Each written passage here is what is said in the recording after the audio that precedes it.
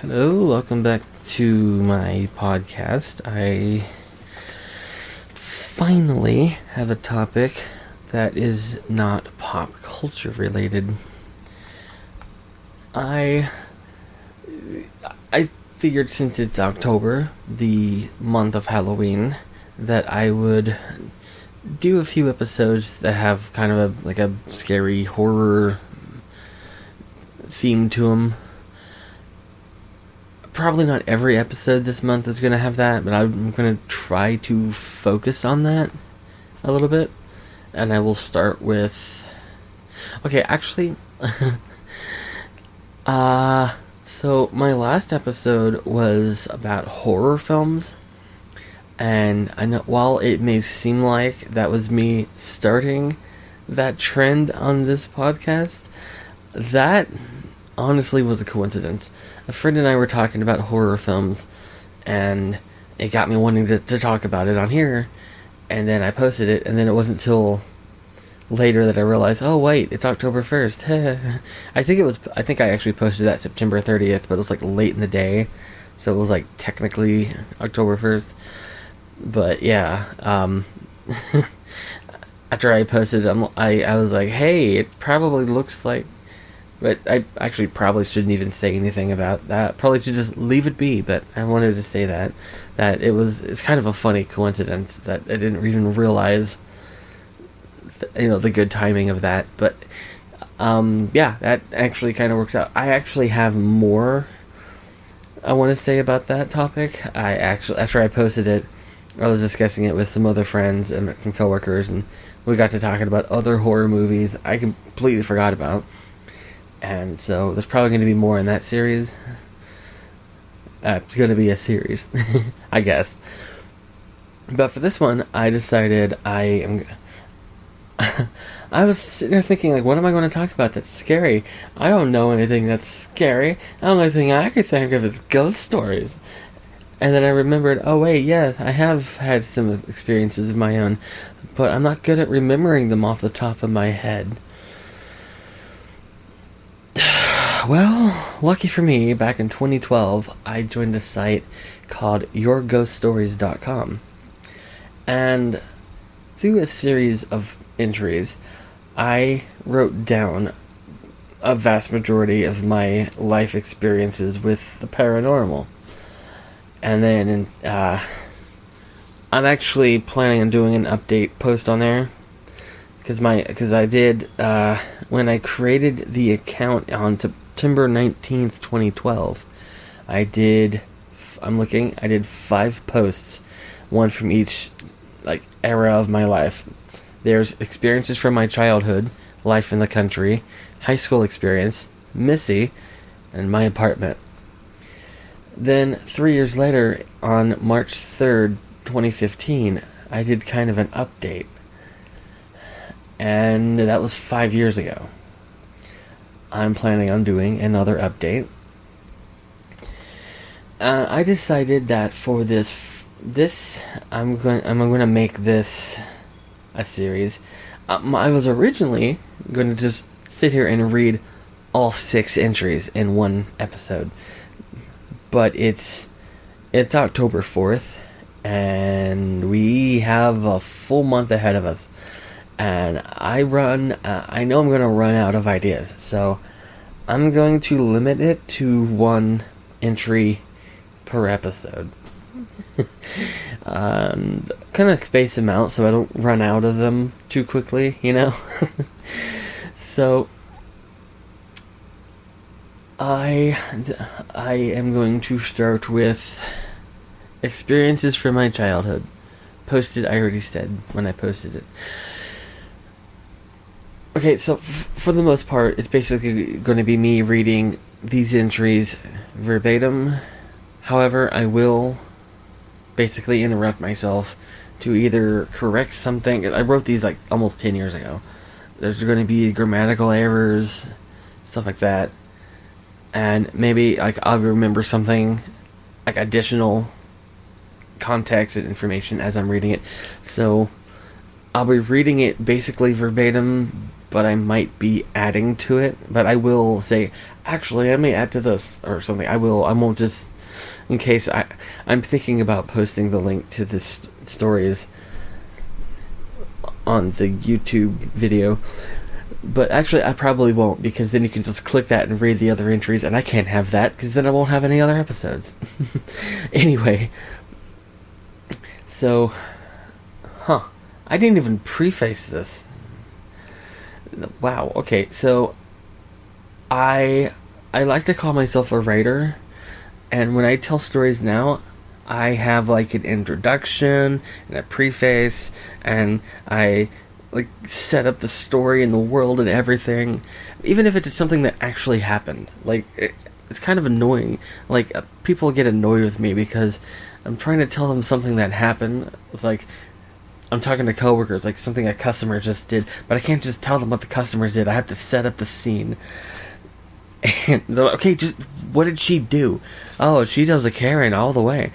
So, but I can't just say that. I gotta be like, well, she walked in and she asked for cigarettes, and we don't have that brand.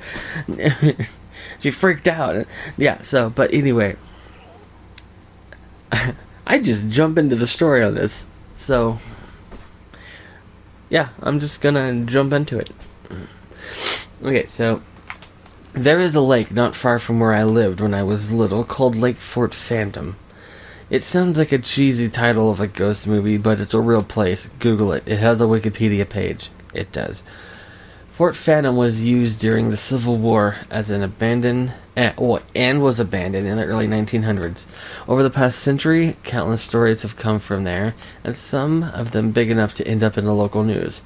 Skeptics think that people's imaginations are getting the better of them because the place looks creepy. Okay, maybe I did have an introduction for this. That sounds like an introduction. That was the first paragraph. I was really little, maybe 4 or 5. We went there all the time when I was little, but this specific time, I saw something. One night, after a day at the lake, my mom, my dad, and I were driving behind the lake, taking the shortcut home. I was supposed to be wearing my seatbelt, but back then I didn't like to. I was on my knees in the back seat, I was on my knees in my seat facing back. I worded that weird. See, grammatical errors. Watching the dirt road with the red lights of the rear view lights. Wow, is there an edit button? I want to edit this. Suddenly in the distance, I saw movement. It looked like a massive bird, but it changed into other shapes. The whole time we were driving behind the lake that night, it followed us, constantly changing shape. No one else saw it, but I know what I saw. I could see it now as clearly as I did back then. This one may be more of a UFO story than a ghost story because I can't ever figure out what that was. But because all the stories in the lake were ghost stories, I guess it may have been that. There was one night when I was 5. Oh, this has nothing to do with Fort Phantom. I'm done with that part of the story. There was one night when I was 5 where I witnessed something I still can't understand. I couldn't sleep. Some things never change. And I was looking at my bedroom door. I saw a figure standing there. It slid between the wall and the fridge, which was next to my door and in clear sight of where I was laying. Then there were 2 figures, and they pulled the fridge out a few feet and pushed it back. A few minutes later, my dad came running into the kitchen and asked me what that noise was. So I know I didn't dream this. And I said I didn't know. Those are the 2 biggest experiences from my childhood. I will post more here in a bit. I experienced more as I grew older. And yeah, it was a really short post. So I'm going to add the comments here.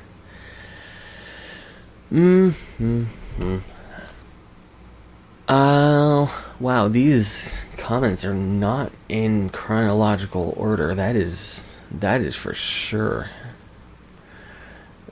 It starts with me responding to someone. Let's see. Somebody responded. Hi, upon seeing this, I found an article on where someone had recently, not that long ago, died at Lake Fort Phantom sometime in June. I don't remember that, but I'm not surprised because Fort Phantom Lake was in the news pretty regularly, because things would happen there all the time, and it wasn't just like me as a kid experiencing things. Because the name Fort Phantom, as a kid, part of me was thinking, oh, it's called Fort Phantom, so of course people are going to experience things. But yeah, like, it was in the news all the time. Like, people would see stuff, people would die out there, and the page you're looking for isn't here. So yeah, that I don't know what that story was about, but apparently someone died. And there was a news article. I mean, and people, like I said, people died out there all the time, so it wasn't like, oh no, it's news. Well, I mean, yeah, it was news, but not in that's the first time that's ever happened, sort of thing. And my family and I would go out to Fort Phantom Lake all the time, and so I have a lot of experiences out there. But very few actual, like, paranormal experiences out there. It was more, I just got the creeps out there. Even as a kid, like, I didn't know much about ghosts or, like, paranormal, except, what I've seen in, like, movies and stuff.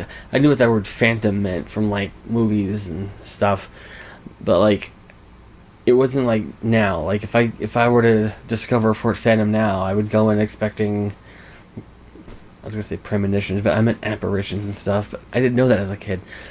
I know as a kid I always felt weird being out there. And the last time I was out there was in 2009, I think. It was the first time I'd been out there in 10 years, maybe. Because we stopped going in the mid-90s. When I was like 6 or 7 the last time I went there as a kid.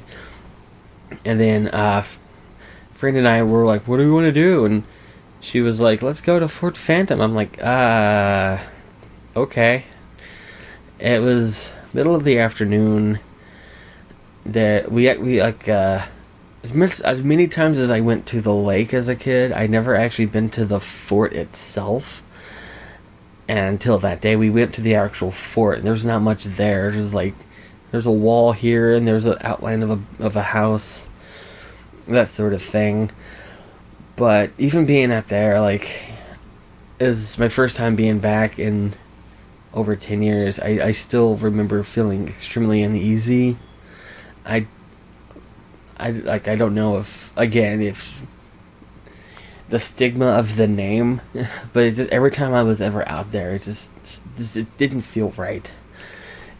But that's my only experience out there, like, actually seeing things, was this time. And I still don't know what that was. I can still see it, and maybe it was the Phantom. I mean, with a name like Fort Phantom, they had to call it that for a reason. I don't know. Actually, you know what? If only I had the internet at my fingertips. Let's see. Fort Phantom.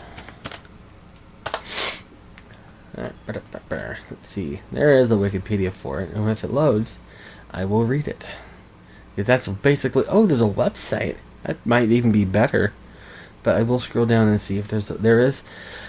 Oh, okay, so I was slightly wrong on the name. Everybody called it Fort Phantom. The actual name is Fort Phantom Hill. My bad. Okay, let's see. Oh, but the website is fortphantom.org. Ooh. Okay, let's see. Wikipedia says Fort Phantom Hill. It was a United States Army and Confederate Army installation located at the Clear Fork of the Brazos River in Jones County. The fort was active from 1852 to 1853 for a year. Wait, maybe I should keep reading. And again from 1856 until the 1890s. Okay, that's a better run. You don't build a fort and use it for a year. That's a waste of space? I don't know. Let's see. Fort Phantom Hill website is... it's basic, but it's more advanced than I thought. I was expecting like a GeoCities or like a Squarespace default template type thing. Oh, and apparently it's still loading because the background's starting to come in. Let's see, let's look at the historic... Wait, okay, let's see. Historic overview.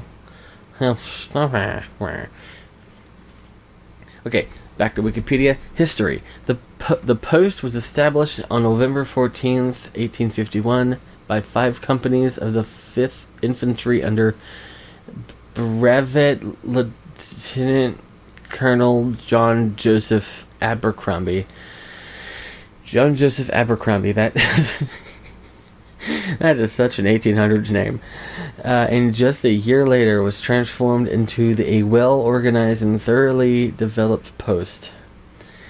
Henry Hopkins Sibley. They had weird names back then. Where did those names go? I'm talking the last names. Well, I think I know what happened to the Abercrombie name.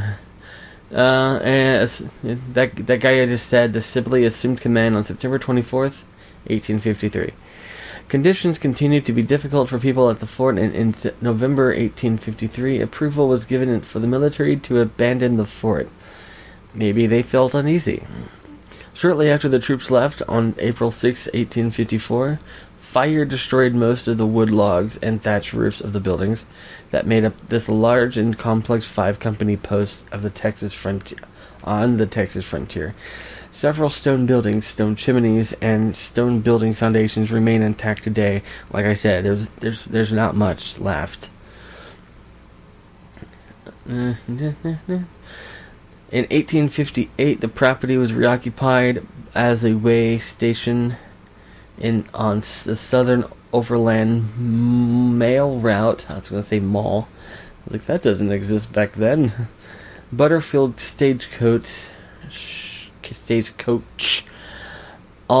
the abandoned fort until 1861.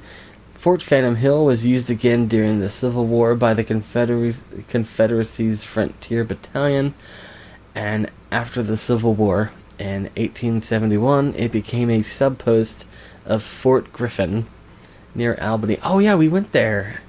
Sometime in, I was 12 or 13, somewhere around there. My family and I, we were bored one day and was like, hey, let's go to Fort Griffin. I was like, yes. It's more intact than Fort Phantom. Fort Phantom's just sitting there. There's no gift shop or anything set up. There's a marker, and it's just left to weather and to erode in the weather. Fort Griffin, on the other hand, has routes and a gift shop and is fully set up, and there's a walking trail, and it makes sense that they basically absorbed. It's a sub-post, and that's talking about 1871, not now, but I guess it continues till today. During the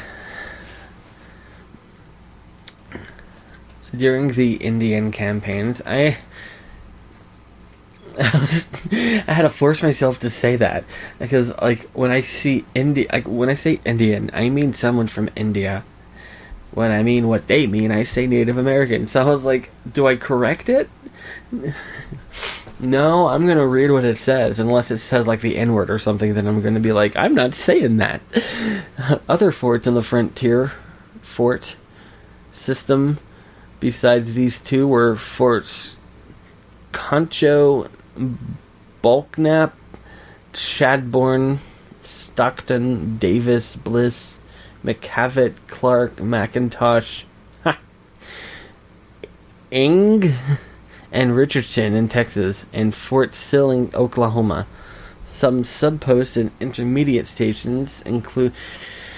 Okay, what does any of these have to do with Fort Phantom? I want to know the name. Why is it be called that? Okay, Lake Fort Phantom Hill, and then it gives the coordinates, is located on Elm Creek in Jones County, 15 miles north of Abilene. That's where I'm originally from. It was 15 miles? Well, I mean, that makes sense, because I remember it took a while to get there. So I didn't know it was 15 miles, though. That's... Why did we go there so often? That doesn't make any sense. Anyway, surface area. 4,213 acres. Maximum depth 66 feet. Impounded 1938, but what does that mean? Fluctuation moderate to severe, sometimes prone to long periods of dropping water levels. Oh yes, Abilene, that central Texas area, is known for droughts, and at one point there's a lake called Lake Sweetwater about an hour away from Sweetwater. There's a city called Sweetwater about an hour-ish away from Abilene. I don't remember. It has a lake called Lake Sweetwater, and we started going there in the 2000s.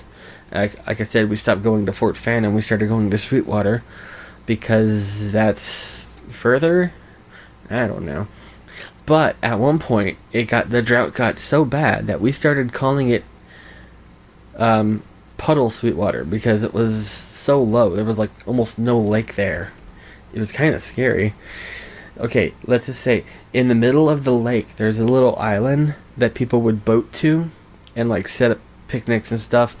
The lake got so bad you could just walk to the island. It wasn't even an island. It was just kind of a raised hill. So it's kind of depressing to see that. Yeah.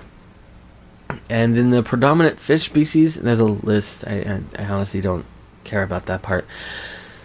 It doesn't say anything about why it's called that. That's the whole reason I read this. And it doesn't say why. Maybe on the website it will. Let's see. History overview. I'm just going to click on that instead of the drop down. Loading. The rugged beauty of Fort Phantom is rich in history. Loading a picture. The rustic romance and the hint of mystery still cling to more than a dozen tall stone chimneys which tower over Fort Phantom Hill near Abilene. Like the soldiers who once guarded this parched patch of West Texas soil, the lonely chimneys stand over the rugged beauty of native cacti, wildflowers, and mesquite trees. And they basically just described all the greenery of Texas. It's not even green, it's more like a tannish brown color. When I moved to Ohio in 2014, I felt like Rey in Force Awakens. I didn't know there was so much green in the universe. And I'm seeing pictures, and apparently they've done stuff to it. Because there's like official signs and they set up stuff. So maybe they have worked on it. I don't know. I want to know why it's called Lake Fort Phantom. I mean, it's called Lake Fort Phantom because it's by the Fort Phantom. But why is the fort called Fort Phantom? Oh, this is the. Oh wow. Okay, I'm here for this. The Fort Phantom website has a section dedicated to ghost stories. I love this. Okay, let's see. Ghost stories have been circulating about Fort Phantom Hill since its earliest existence in 1851. In 1938, 87 years after the fort was established, a lake was built south of the lake and was named Lake Fort Phantom Hill. Wait, what? Oh, yeah, I vaguely remember being told when I was a kid that the lake was actually man-made. And it was like a more recent development. Maybe that's what it meant by the 1938 impounding thing. I've never heard of it called that. When I think impounding, I think, hey, we've got your car, you gotta pay to get it back. Lake Fort Phantom Hill, for the time, many had claimed sightings of supernatural beings, so the ghostly spirits are said to have already existed in the lake area long before the lake was built. It is said that restless spirits throughout the last 160 plus years continue to wander the entire Fort Phantom area seeking justice for the unfortunate deaths. Right. Team searches for ghosts in 2008, and then it has a link to an article. I don't want to read that. Lady Ghost of Fort Phantom. I think I do remember there were specific stories about the lake, but it's been so long. I don't remember, but I remember there is something about a lake, about a lady. I don't remember anything about it. Oh wait, I'll just read this paragraph before me. One of the most popular urban legends is that of the Lady of the Lake. Lady in the Lake, actually, it says, which began in the mid-1940s. A young woman named Mona Bell's boyfriend had just returned from the war, and she was to meet him at Lake Fort Phantom, a popular meeting place for many love-starved young people in the 1940s. Mona would know where to find her young soldier because he promised to flash the headlights on his car 3 times. The meeting went as planned, but as she went to embrace him, he flew into a rage. One of his best friends had told him, jokingly, that he kept his girl company while he was away at war. As the story goes, he wrapped his hands around her neck, strangled her, and threw her into the lake. Some of the witnesses of that day claimed that Mona was not dead when her body hit the water at the dam. There is a dam there, I forgot about that. They heard her scream, and the screams faded into gurgles where she finally drowned. That's a little chilling. Today it is said the Lady of the Lake likes to make your headlights flicker off and on when you're driving, and she also surrounds your car with a dense fog that is only on your car. Those that have seen her say it's a very hair-raising experience. I would imagine. Special thanks to sharing information. Somebody Keen Radio's website has a list of 5 urban legends in the Abilene area. Keen 105 is the local country station there, and it has a video about Lady on the Lake. Well, they call it Lady of the Lake.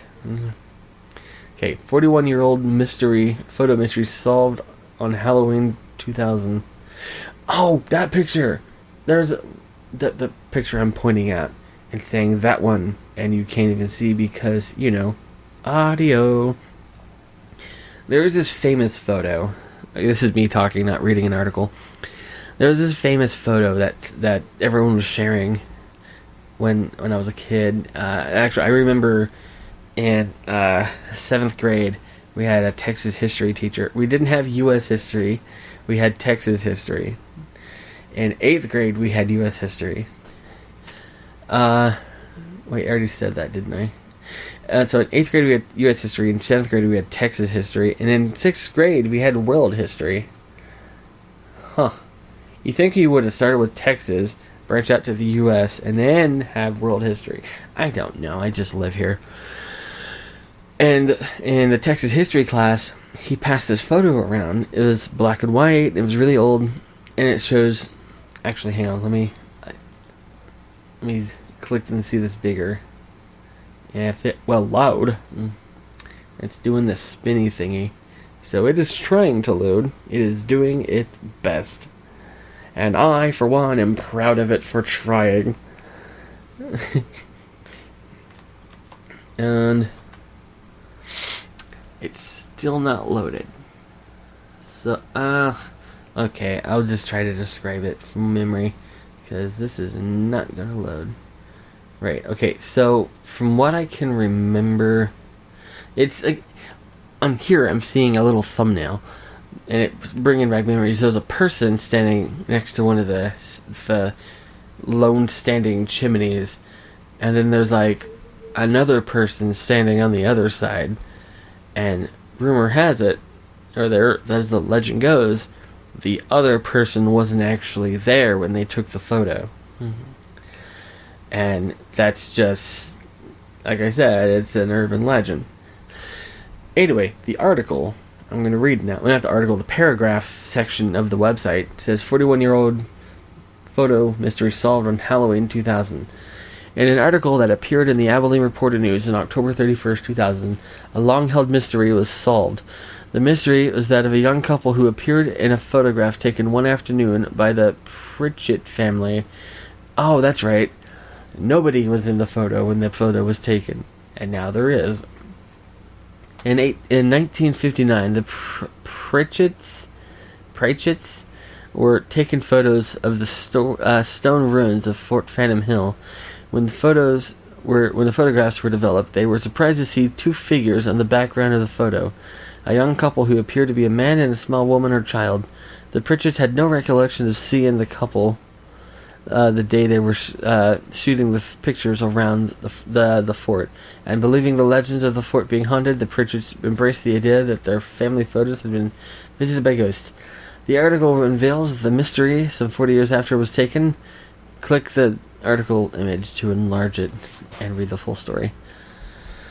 Oh, that's what the photo is. That won't load. Okay, well, I'm gonna have to wait for this to load because I want to read the article. I want to know the. Wait, okay. So that I've known about this story my whole life. I believed it to be ghost. Do I want to continue believing it to be ghost, or do I want to know the truth? That answer's obvious. Okay, so as much as I believe in like the paranormal and all that, I rather know the truth. So not every bump in the night is a ghost. If I hear a weird noise, my first thought isn't it's a ghost. I think, what was that? And I go and look. That happens all the time where nah.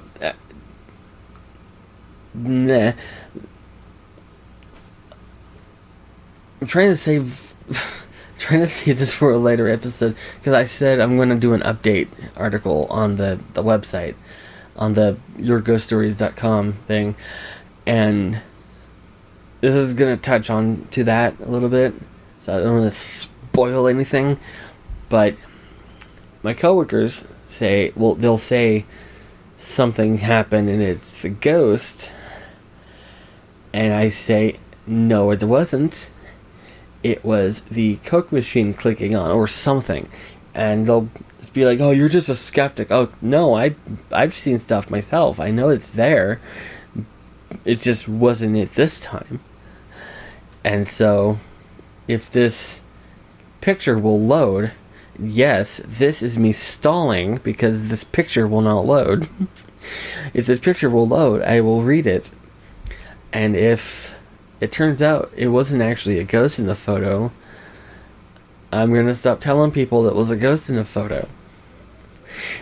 Of course, granted, I never, ever, literally never talk about this photo. I actually forgot about it until now. So, yeah, if it ever comes up, I'm not going to say, oh, it was a ghost. I'm going to say, actually, now that I think about it, okay, so this thing says that the mystery was solved in 2000. Well, my 7th grade Texas history teacher showed us this in 2001. So, it had already been solved, and he's telling us a lie. Actually, now, I don't know, actually, now that I think about it, because the picture... No, I'm going to refresh the page. Maybe that'll help. Okay, click in the picture, seeing if it will load. Oh, wait. What if I right click? It's loading a separate page. It's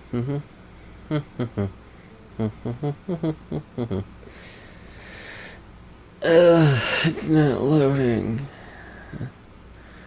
Okay, I'll let the separate page load. I'm yawning. Well, I'm going to let the separate page load while I continue browsing the Fort Phantom website. That is the bottom of the Ghost Stories page.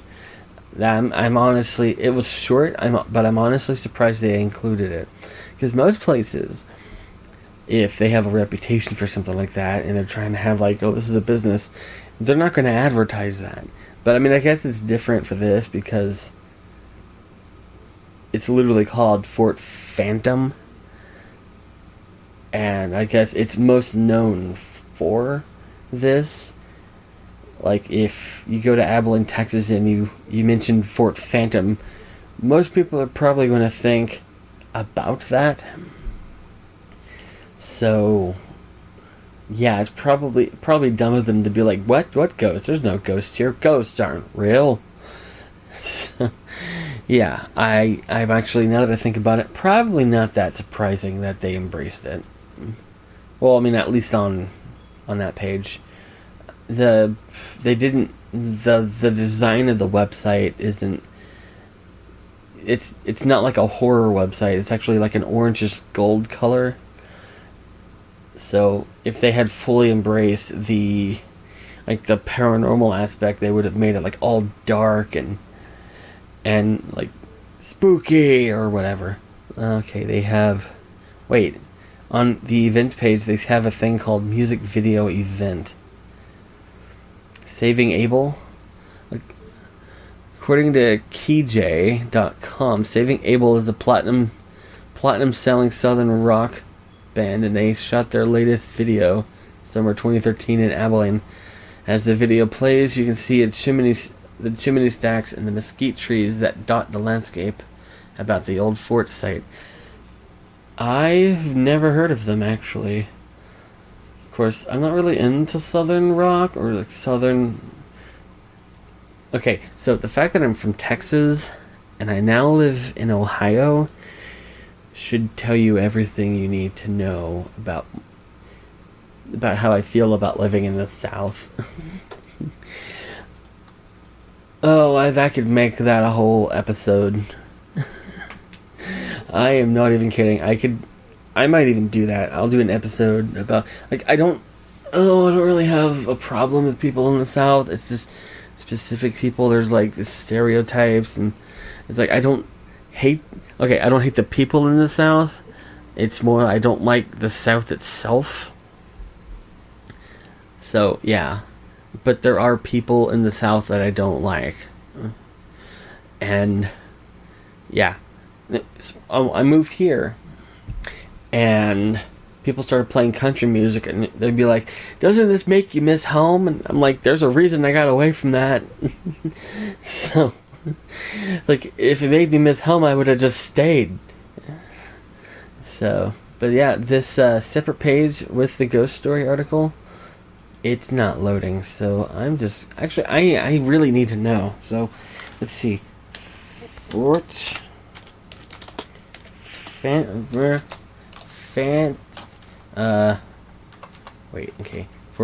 Hill photo. That should bring it up. How many photos can there be? Probably not a lot. I don't know.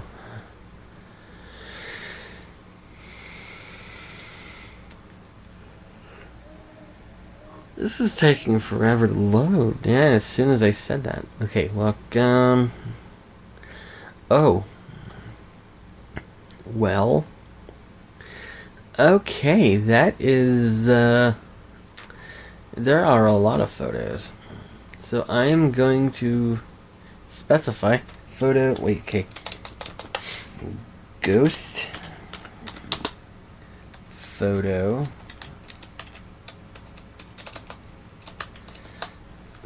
How many can there? Actually, you know what? There probably is a lot. Ghost Stories, that's in the Phantom website. Legends of America. Let's see. Welcome to Fort Phantom Hill. Okay, I will do the explained. There we go. I'm sure that article is in the Abilene Reporter News, so if I see a Reporter News link, then I'm going to know. I might have found the right one. It also said it was in the year 2000, so. Abandoned places. Oh, they got that right. Photos. NoHomeJustRoam.com. Never heard of that, but I like the sound of that. I'm not seeing anything about that. So, you know what? I'm just going to keep saying that it was... Actually, I never talk about that picture, because, again, I forgot about it. So if it comes to that, I'll say currently it's inconclusive because we have additional information on the photo that we cannot access because the photo we need to access that information will not load, and I cannot independently verify it through searches of my own. And let's see, going back to yourghoststories.com, I will read another comment. Wow, I can imagine how scary that must have been. When I was little, my mom had a poster of the Grinch hung in the living room, and every time I had to walk through there when it was dark, it always scared me. So I can just imagine. Oh, that wasn't... Oh, wait. That was me commenting. Oh! Yeah, wow! Wow, I forgot about that, yeah. I completely forgot about that. Yeah, that... It was like a full body photo of the Grinch. It was like hunched over, and it was... Like, the long fingers is what kind of creeped me out as a kid. And I completely forgot about that. I read the comment without reading the name, and I got to the bottom. I was like, wow, what a loser. Got freaked out by the Grinch. And I realized it was me. So, let's see. Yeah, another comment by me. Yeah, that was all over the news here when it happened. Oh, wait, let's see. What one was I responding to? See, these are not in order. So...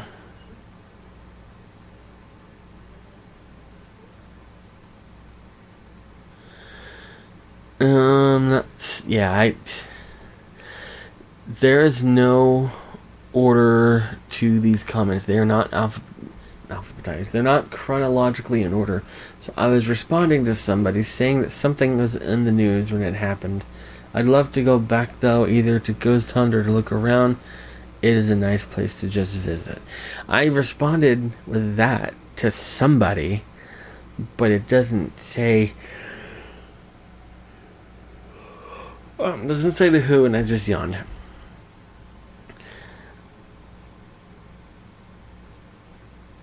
That's frustrating. I wish there was an option here to change this, sort the order of them, or just put them in the order that they were posted, because that makes sense. I do have issues with this site. It's a great site because people can post their own stories, but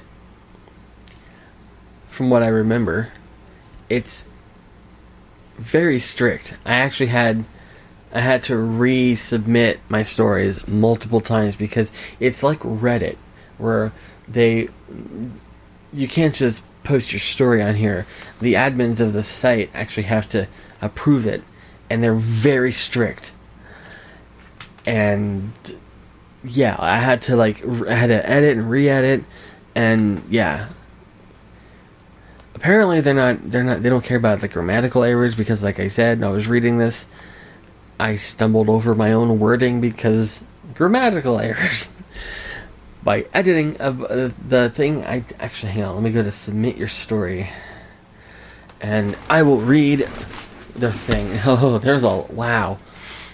Real personal ghost experience only. Fiction will be discarded. Okay, that I completely understand. I would rather read true ghost stories than read some fictional thing that someone made up, because obviously real ghost stories are scarier. Until further notice, we have stopped accepting submissions of the incubus, succubus, and sexual ghost type, as they seem to attract people more interested in publishing fiction, and it creates too much controversy among our members. That, yeah, I don't want to read that. So,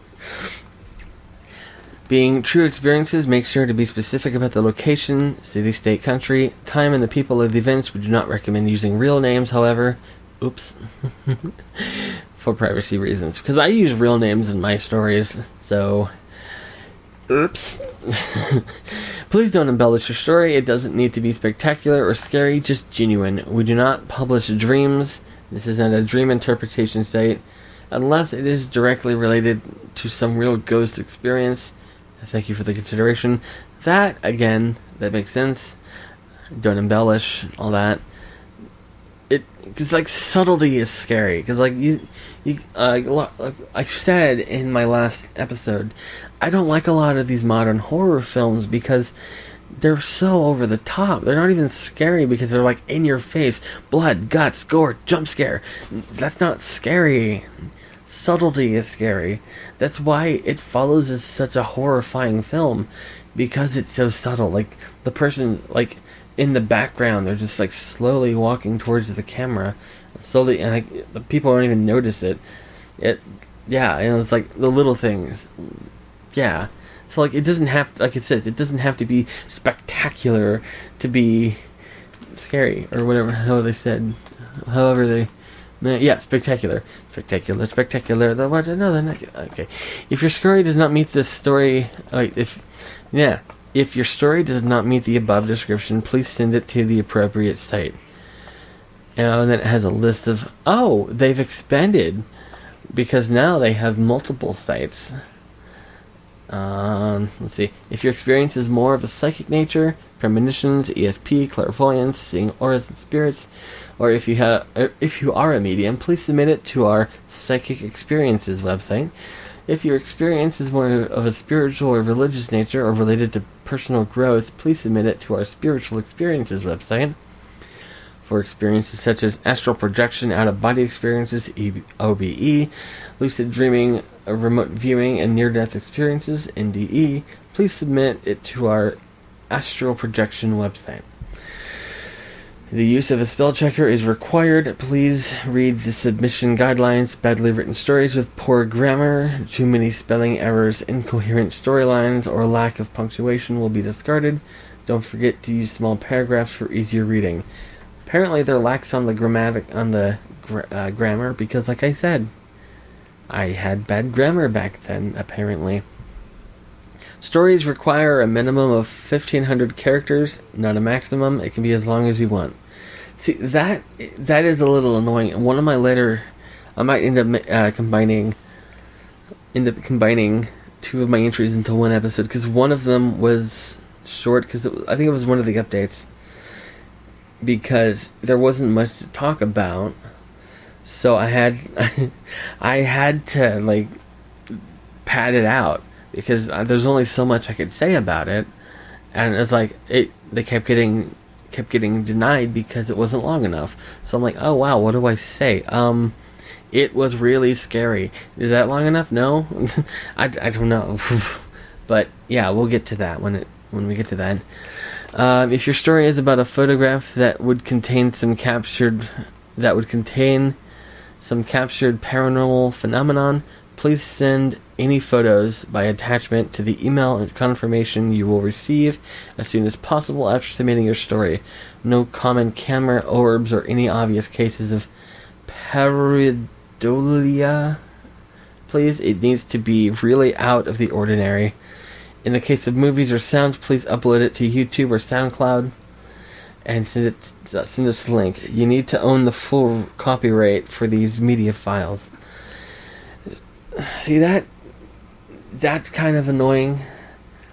Why can't I just add the photo or the link to the photo to the post? And I think that was one of my issues on one of the posts, because it included a photo, but it wouldn't let me add it.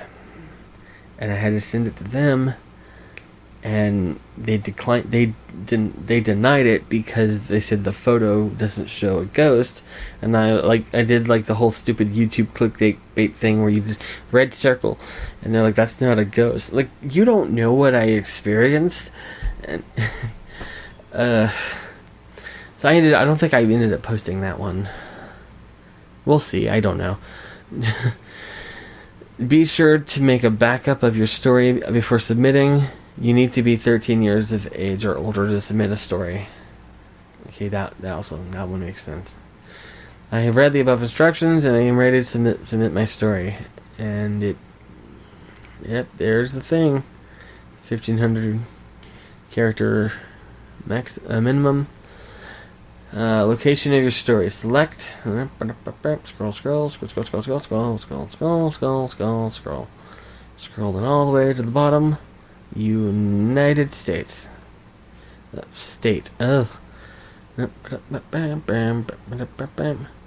Some of these aren't even states. What is... Wait, what is this?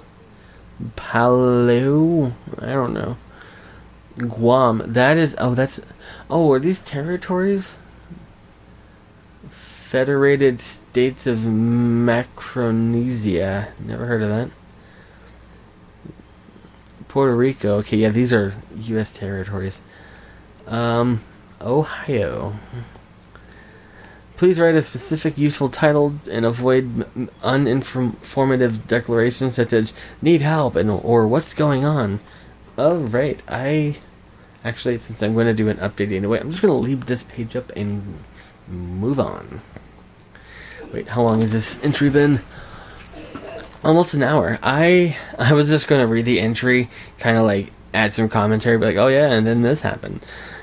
And then hope that it was long enough to be considered an episode. And then I went off on the whole Fort Phantom thing, which I guess it's not really digressing. Because it was, like, most of that entry was about Lake Fort Phantom. And I highly recommend doing some research, because I had a goal when I was doing that research a little bit ago. I was trying to find that photo and the article about the photo, but I scrolled past a lot of articles that I wanted to stop and read, and so there is more information about Lake Fort Phantom, and if you're into this sort of thing, I highly recommend looking into it for yourself. I know I'm about to when I end this, because, well, for me it's like a personal thing, because I grew up there, so that's, I've got a connection to it. But if you've never even heard of Lake Fort Phantom, I highly recommend it, because it is a creepy place. And it sounds made up. It sounds like something from like some crappy horror film, but it's a real place, and I grew up there. Well, I didn't grow up there. I mean, I spent most of a huge part of my childhood going to Lake Fort Phantom, like almost every day, it seems. Maybe not literally every day, but maybe every weekend or something. It was ridiculous how often we went there, especially now that I know it was 15 miles away, because that is a lot of gas. But yeah, I'm gonna end this episode with, wait, how do I forgot how. Wow, okay, I grabbed the mouse and was like moving the cursor all over the screen. Like, how do I end this? Well, for starters, I'm recording this on my phone, not on my computer, so the mouse isn't going to do any good.